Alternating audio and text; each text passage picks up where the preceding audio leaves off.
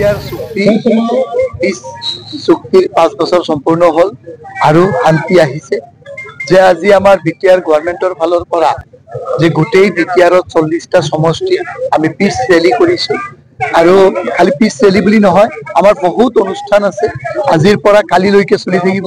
কালি আমাৰ মাননীয় মুখ্যমন্ত্ৰী মহোদয় আহিব, আমাৰ ইএম আৰু এমচিএলএ যি বাংলো এই বাংলো কালি ইনোভেশন হ'ব আৰু লগে লগে আমাৰ কালি এটা পাব্লিক এটা মিটিং হ'ব।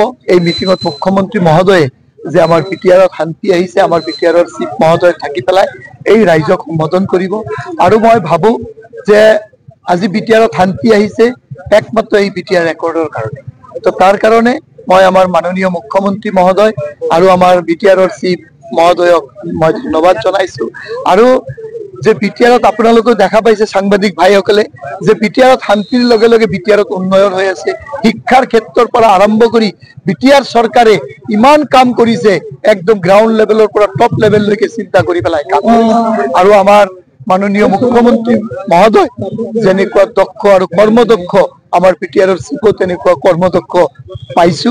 আৰু এখেতে দিন ৰাতি কষ্ট কৰি আমাৰ ইমান ধুনীয়াকৈ আমাৰ চৰকাৰখন চলাই লৈছে আৰু কাম কৰিছে। তাৰ কাৰণে মই বিটিআৰৰ চিফ আৰু আমাৰ মাননীয় মুখ্যমন্ত্ৰী মহোদয়ক ধন্যবাদ জনাইছো। আৰু লগে লগে আমাৰ বিটিআৰত থকা যে 40 লাখ জনসাধাৰণক মই ৰিকুৱেষ্ট কৰিছো, অনুৰোধ কৰিছো যে এই শান্তি বজাই ৰখাৰ দায়িত্ব আপোনালোকৰ চবৰ।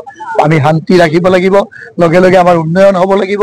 আৰু মই ভাবো যে বিটিআৰত আৰু 5 বছৰ এই আমাৰ যে চৰকাৰ চলি আছে, এই আমাৰ মাননীয় মুখ্যমন্ত্ৰী মহোদয় আৰু আমাৰ বিটিআৰৰ চিফ মহোদয় যে আমাৰ যে চৰকাৰ চলাই আছে, এই চৰকাৰে আৰু 5 বছৰ চলালে সোণৰ বিটিআৰ হ'ব, সোণৰ বিটিআৰ। 500 বাইক ওলাই আমাৰ চাকমালৈকে যাব। টোটাল এনেকুৱা প্ৰত্যেকটা 40টা সমষ্টিতে 500কৈ বাইক পিছ ৰেলী কৰিব, কৰি কিনি আমাৰ এটা ভোজৰ এটা আয়োজন কৰা হৈছে। চবেই মিলা প্ৰীতিৰে এটা খানা হ'ব।